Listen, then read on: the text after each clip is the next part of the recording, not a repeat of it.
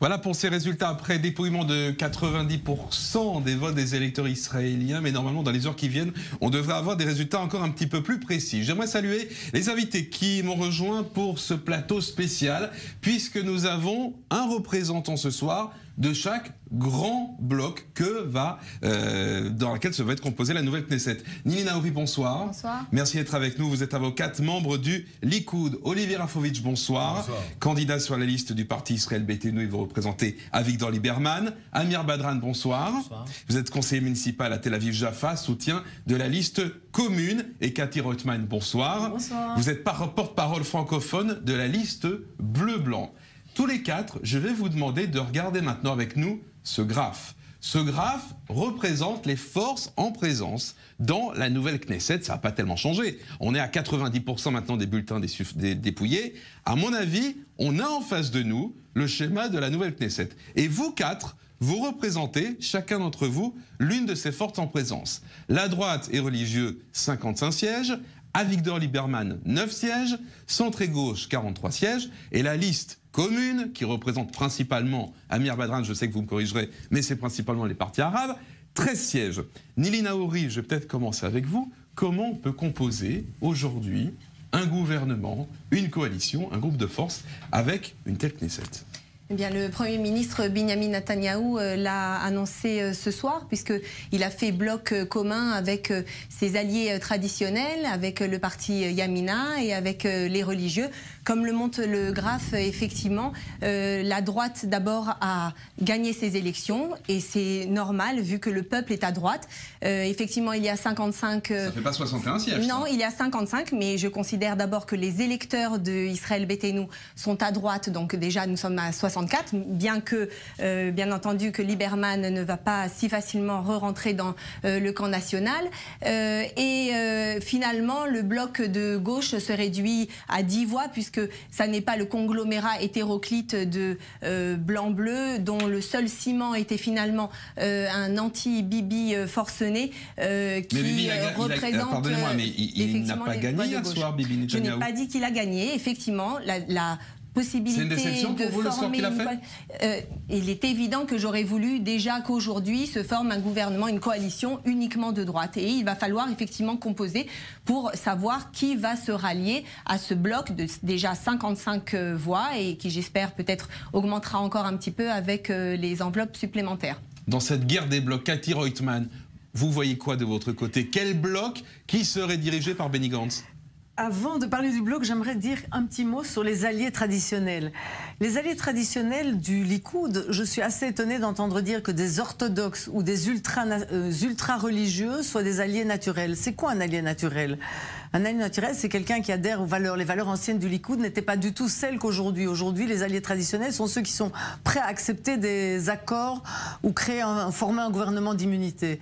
Mais j'appelle pas ça un réel Likoud. Maintenant, je reviens à votre question. Sur bleu-blanc, parce que c'est vous l'alternative, okay. Et c'est vous qui, hier soir, avez remporté la majorité des scrutins. Mais il n'empêche, ça ne fait pas une majorité. D'abord, nous sommes très prudents, puisque d'abord, il nous manque encore quand même 7% des voix, plus ou moins, pour le décompte final, et on devrait attendre apparemment une semaine pour avoir le décompte final.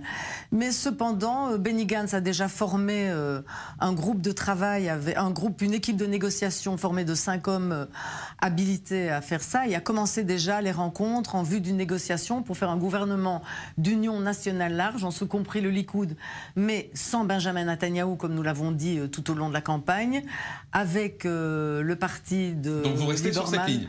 Nous restons sur cette ligne, le parti de Lieberman et Avoda, nous travaillons en ce sens en fait. Nous voulons un gouvernement d'union nationale, mais pluraliste, qui respecte des valeurs d'égalité. Nous voulons un gouvernement avec le Likoud, mais les gens modérés du Likoud qui se joindraient à nous. Nili Naouri, je posais la question qui fâche.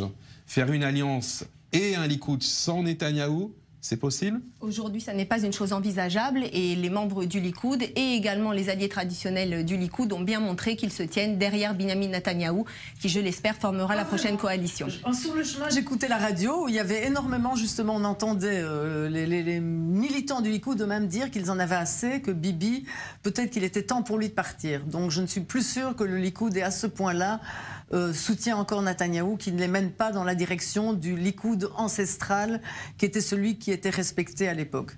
Pour aller plus loin, Nini Naouri, est-ce que c'est un soutien de façade aujourd'hui, disons-le clairement, à Benjamin Netanyahou, ou alors est-ce que vous êtes prêt à diriger, si on tend vers cela, à un 3e scrutin en moins d'un an? Je ne pense pas. De toute façon, Benjamin Netanyahou a déjà déclaré que après ses 55 mandats, il appelle tout parti sioniste et juif à rejoindre cette coalition et que le prochain gouvernement sera dirigé par lui ou sera un gouvernement qui devra se porter sur les voies arabes. Donc il n'y a pas le choix aujourd'hui d'avoir aujourd'hui dangereux, tout à fait, bien entendu. 3 chefs d'état-major de l'armée d'Israël, c'est très dangereux. Ce sont des gens qui ont des partis arabes qui étaient dangereux, Cathy Rothman. Il a parlé de partis arabes antisionistes.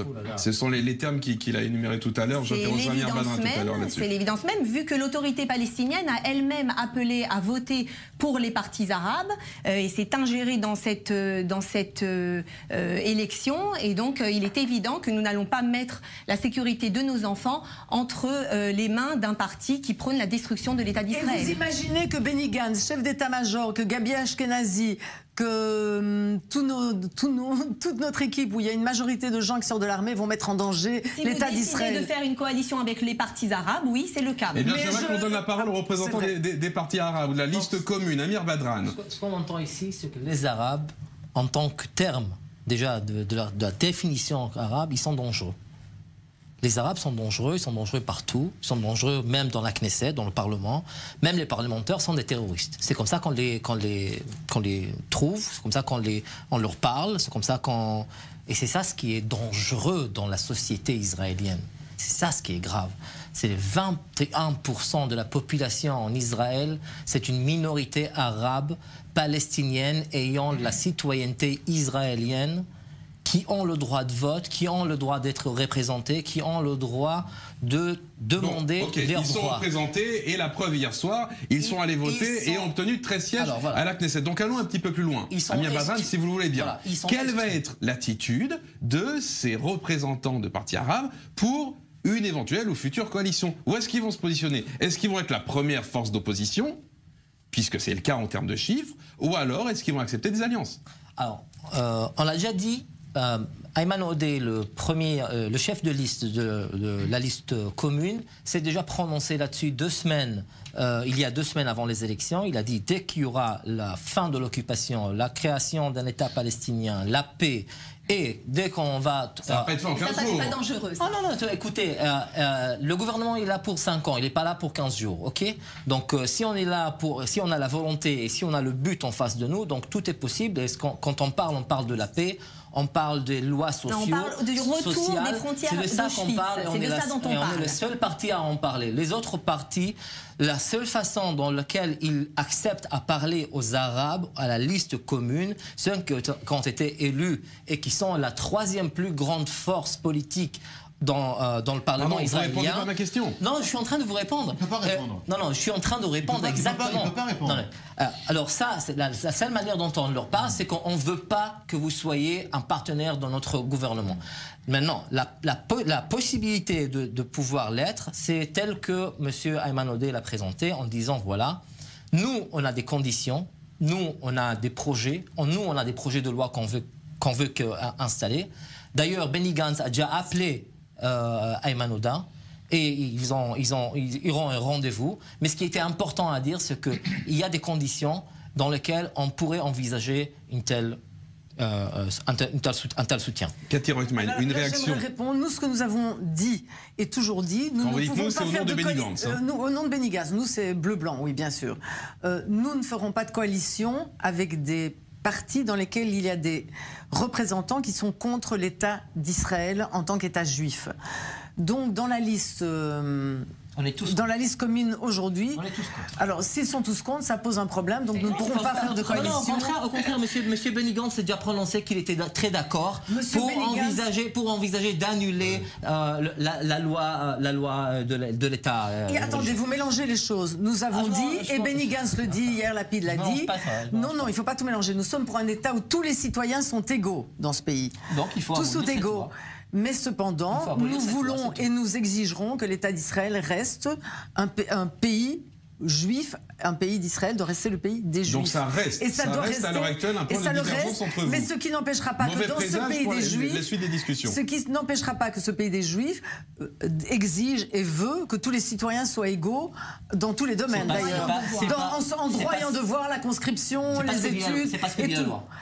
On va avancer un tout petit peu, on va pas rester sur cette loi-là en particulier parce qu'il y a d'autres dossiers. Olivier Rafovitch, on ne vous a pas entendu jusqu'à présent. Je rappelais que vous êtes candidat sur la liste d'Avigdor Lieberman, vous n'allez pas rentrer à la Knesset. Vu le score de Lieberman... Soyons optimistes pour l'avenir, je plaisante. Pour l'instant, c'est 9 sièges, vous étiez 16e, je crois, sur la liste. Tout à fait. Voilà, donc vous n'allez pas rentrer à la Knesset. À titre, j'imagine que vous avez une satisfaction collective, mais une déception personnelle déjà ? D'abord, je voudrais commencer par dire que nous sommes un parti de droite. Nous ne siégerons jamais avec les partis arabes, jamais avec Meretz. Ce que nous voulons, nous, c'est une coalition large avec le Likoud et avec Kachol Lavan pour gérer deux grands problèmes aujourd'hui. Peut-être un risque de guerre imminent avec l'Iran, qui malheureusement se rapproche de nous, ce risque. Et le deuxième problème, le problème social et économique, et qui sont deux problématiques dans l'urgence. Mais le premier, la sécuritaire, est extrêmement grave. Et d'ailleurs, nous avons hier appelé M. Rivlin, le président de l'État d'Israël, à rencontrer dans l'urgence M. Netanyahou et M. Gantz pour commencer déjà à discuter de cette réunion des forces sionistes vives et qui sont aujourd'hui les plus importantes. Vous ne m'avez pas répondu pour vous, Olivier Rafovitch.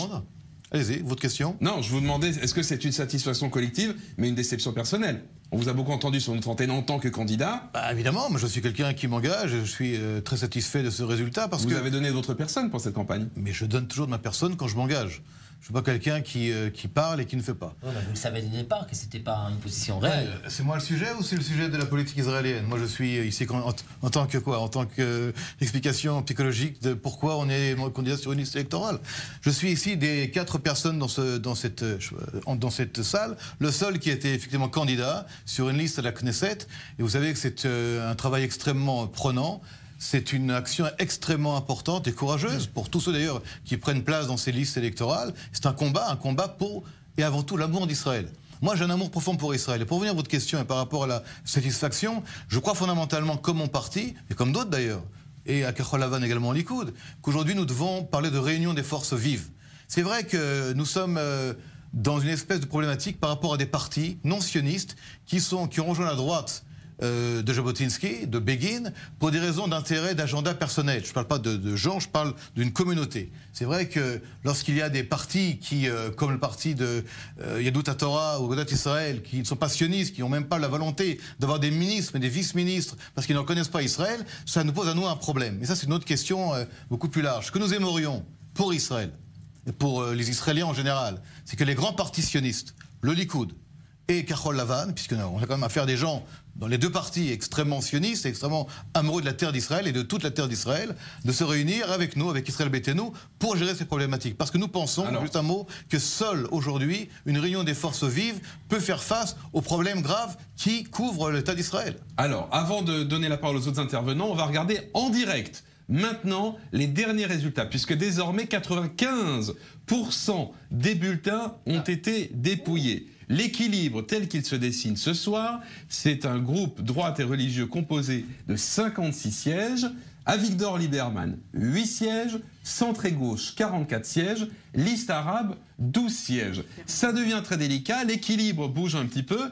Nili Naouri, c'est plutôt dans votre bloc à vous qu'il y a l'avantage, mais on se pose toujours la question à l'heure actuelle. Regardez, à 95% des bulletins dépouillés, bleu-blanc reste toujours devant le Likoud de Netanyahou. Ça ne bouge pas. En revanche, et là, Amir Badran, je me tourne vers vous, finalement, on est à 12 sièges et non 13 sièges pour la liste commune, autrement dit, celle qui représente principalement les Arabes israéliens. Israël Beitenu, Avigdor Lieberman, 8 sièges. Hier soir, dans nos prévisions, on parlait de 9, donc c'est un siège de moins que prévu, maintenant que 95% des bulletins ont été dépouillés. Yamina, ça ne bouge pas, 7 sièges. Judaïsme de la Torah, 8 sièges. Le Chasse, 9 sièges. Je rappelle qu'Ariéderi, hier soir, avait promis avec ses militants, regardez, on ira jusqu'à 10, jusqu'à 10, jusqu'à 10. Ben non, le Chasse, il est à 9. Il n'y aura pas Minyan, comme on dit en hébreu. Travailliste Gesher, 6 sièges. Union démocratique, 5 sièges. Et pas de siège du tout dans la nouvelle Knesset pour Force juive. Une réaction peut-être, Nili Naouri. Oui, je suis persuadée qu'il est très possible, en tout cas, que ça augmente encore en ce sens. Et cela montre bien la volonté du peuple. Et c'est la volonté du peuple qu'on devra respecter. En ce qui concerne les partis religieux et la volonté de Lieberman de se défaire de tout ce qui est religieux entre guillemets, mais de tout ce qui fait finalement la base d'un État juif, il est effectivement impensable. C'est les partis orthodoxes, pas la religion. Il s'agit de sujets qui sont cruciaux pour le peuple juif, comme le mariage civil. Il y a des choses de base que nous devons garder dans ce pays, car sinon les électeurs de Israël Beiteinu auraient dû rester en Russie et nous on aurait dû rester en France. Vivre à l'heure juive. Nous sommes venus pour vivre. Non, mais il ne faut pas rentrer là-dedans. Le rythme juif est différent selon les obédiences. Et hélas, l'orthodoxie ne représente pas tous les juifs. Il y a des juifs libéraux. Oui, mais maintenant c'est l'État d'Israël qui nous garde. Aujourd'hui, on n'est plus dans un État religieux. Entre la politique et la... Alors attendez, parce que là, le débat dévie complètement. Cathy, une réaction et on va avancer. Une réaction, nous sommes là justement pour maintenir un État juif pluraliste, sioniste juif pluraliste, c'est-à-dire qui permet à toutes les tendances du judaïsme d'exister dans ce pays. Toutes, c'est-à-dire les conservatifs qui sont la majorité des juifs dans le monde, on a envie de les inviter à venir dans ce pays. Les plus juives parce qu'elles s'assimilent. On sera israélien dans un pays israélien. Aujourd'hui, nous avons une autre réponse. Moi, personnellement, je viens de... Moi, je suis une juive sur notre terre ancestrale. Et en tant que juif... Ce discours-là, c'est très grave d'abord. Très grave parce qu'on est en train de parler sur la pureté de la race juive. Je sais que vous n'êtes pas au courant de ça, mais il faudrait que vous les mettiez au courant. Une minorité arabe de 21% qui comporte 2 millions de citoyens. Mais c'est dans un autre pays, en Europe ou peu importe, les gens qui parleront comme ça seraient accusés d'être racistes. Dites merci. Et ici, le Premier ministre même se permet de tenir des propos racistes comme ça, et personne ne fait quoi que ce soit. Je pense que ce soir, vous pose un problème, vous êtes invité à prendre vos valises et partir, parce que c'est le cas. Attendez, il faut bien que vous le mettiez dans la tête. Il y a ici des Druzes qui servent. Oui, c'est bien que les gens m'écoutent comme ça. On voit sur votre vérité. Les masques, tout à fait. Tous les masques. Les Druzes aujourd'hui servent le service national, font l'armée comme les Juifs. On liait leur destin au peuple juif. Respectent la souveraineté juive sur l'intégralité de notre terre. Si c'est le cas pour vous, vous êtes invité à rester ici et bénéficier des droits qu'une démocratie peut offrir. Si ce n'est pas le cas, alors vous pouvez partir. C'est à vous de partir, madame. Pardonnez-moi. Moi, je suis sur ma terre, monsieur. De même moi, je suis né ici. Si vous respectez la souveraineté juive. Je vous rappelle que nous sommes là ce soir pour essayer de nous mettre d'accord. Vous quatre avec moi. Pas se mettre d'accord, mais en tout cas trouver une solution. Non, pas avec les partis arabes. Ah bon, c'est pas, peu importe ce qu'ils disent. Déjà, dès qu'ils sont arabes, ils sont exclus. Voilà, c'est exactement. Exactement. C'est bien que les gens vous écoutent. Il y en a un qui a la prison en prison, une autre qui a participé au Marmara. Soyons prêts. Est-ce qu'on peut réfléchir de façon pragmatique et pas idéologique. Pardon, mais c'est ça le débat ce soir. C'est pas l'idéologie de chacun, il faut essayer de trouver une solution. Olivier Rafovitch, s'il vous plaît. Ce soir, oui, je suis calme, j'essaie de parler pratique et efficace. Juste un mot. Nous sommes aujourd'hui une liste avec donc 8 membres, puisque entre-temps, depuis le départ de l'émission, on a perdu un membre. J'espère que jusqu'à la fin, on restera à 8.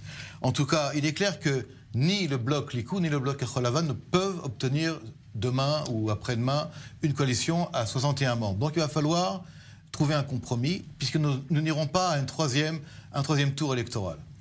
Je vous le dis avec beaucoup d'amitié et beaucoup d'amour pour Israël et pour le sionisme. Moi aussi, je suis absolument contre toute alliance avec la liste arabe ou la liste unifiée, avec tout le respect que j'ai pour ce monsieur à gauche. On n'a rien à faire avec eux, ils sont absolument contre nous. Donc ça, c'est une parenthèse qu'on faut ouvrir et fermer. Donc pour vous, ça veut dire que la liste commune, les partis arabes, seront la première force d'opposition de la prochaine Knesset? Il n'y a pas de doute. Il n'y a pas de doute, il n'y a pas de choix non plus. Puisqu'ils ont malheureusement 12 ou 13 membres et ils auront... Oui, malheureusement. Mais ce que je voudrais vous dire, c'est la chose suivante.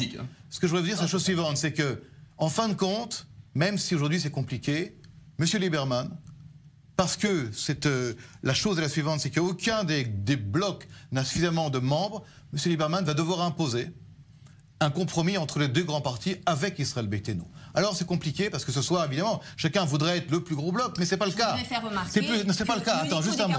Ne peuvent mais ils vont avoir besoin de Lieberman. Peut-être, c'est pas grave non plus. Pour former une coalition. Attendez, Olivier, terminé. C'est pas grave non plus. Ce que nous voulons, c'est un gouvernement d'union nationale. Je répète, ce n'est pas grave si les deux grands partis s'accordent pour gérer l'État d'Israël. Je parle au niveau de l'intérêt général de l'État d'Israël. Si le Likoud de M. Netanyahu et le Kachol Lavan de M. Gantz s'accordent pour gérer l'État d'Israël, Baruch Hashem, nous donnons notre bénédiction. Mais nous pensons que comme dans tout bon mariage, juif entre autres, il faut un marieur. Civil. Et ce marieur, pas civil, religieux. Et ce marieur sera Israël Beitenu et Avigdor Lieberman.